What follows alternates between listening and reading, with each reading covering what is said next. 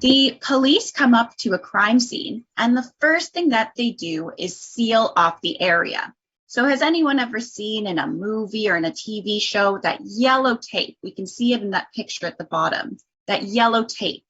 Yeah, so definitely a very valid point.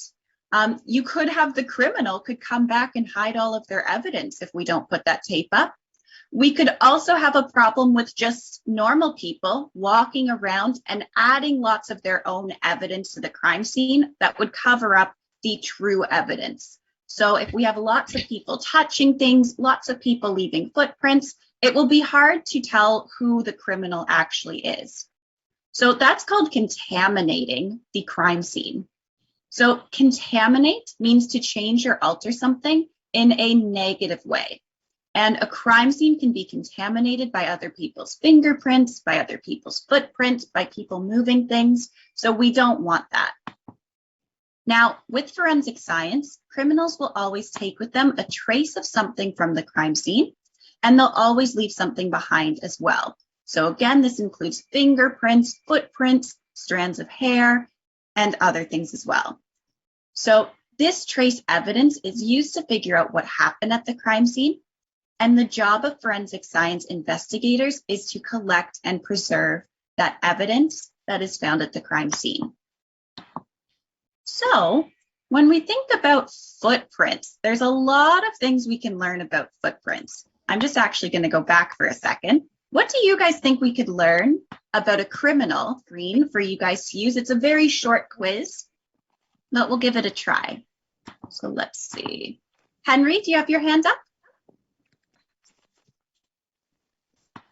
So yes, you can go to, I will type in the link in the chat box for you all, www.kahoot.it.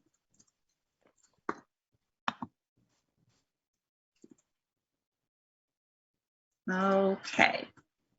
So if you don't want to do it, you can just follow along and you can even answer in the chat box. So the code that you need to put in is at the top. I'll give everybody about a minute to get in. If you can't get in, again, it's perfectly fine. You can just put your answers into the chat box. Okay, we've got Karsten, wonderful. We've got a smiley face. We've got Navy, that's great. Where's the link? I can't find it. Oh, I sent it just to Angela. Let me do that again, and I will make sure to send it to everyone. Here we are. Okay, so the link is in the chat box.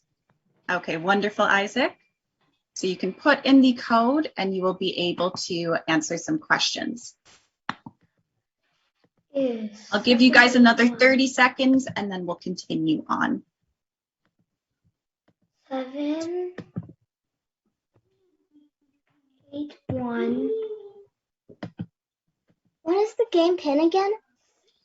So the pin is 781 7849.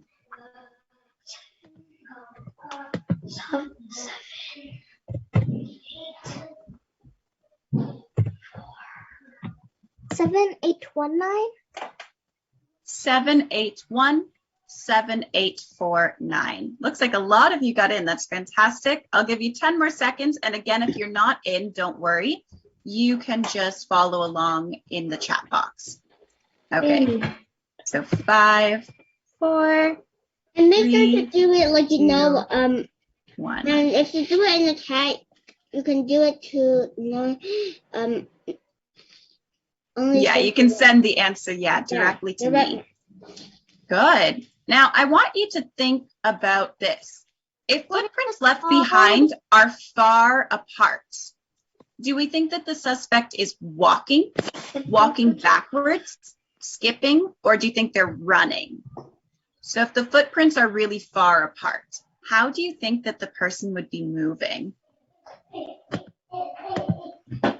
Good job, Angela. Make sure you send in your answers. Good.